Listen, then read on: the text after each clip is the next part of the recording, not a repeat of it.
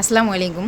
গতকাল শুক্রবার আমাদের বাসায় আমার শ্বশুর শাশুড়ির ৩ বিয়ে বাড়ির লোকজন এসেছিল এবং সেই উপলক্ষে আমরা ভালো আয়োজন করেছিলাম। তো সেটাই আজকে আপনাদের সাথে শেয়ার করছি। বাসায় মেহমান আসলে যেমন অনেক কষ্ট হয়, তেমন কিন্তু অনেক বেশি আনন্দও হয়। খুব ভালো লাগে সব আত্মীয়স্বজনের সাথে দেখা হলে কথা বলতে। আগেকার দিনে কিন্তু মেহমান আসাটা বাসায় সৌভাগ্য ভাবা হতো। এটা আল্লাহর পক্ষ থেকেও একটা এরকম নিয়ামত। কিন্তু এখনকার শহরের লাইফে কিন্তু মেহমান আসাটা একটু ভেজাল মনে করা হয়।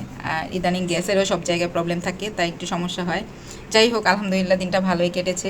তবে আমার দেবর এবং যা যেহেতু দেশের বাইরে, ওদেরকে খুব মিস করেছি এই দিনে। একটু কনজারভেটিভ ফ্যামিলির লোকেরা কিন্তু ছেলে শ্বশুরবাড়ির লোকদের সবসময় একটু নিচু চোখে দেখে, কিন্তু আমি মনে করি ছেলে শ্বশুরবাড়ির লোকেরাই পরম আত্মীয় হয়ে থাকে।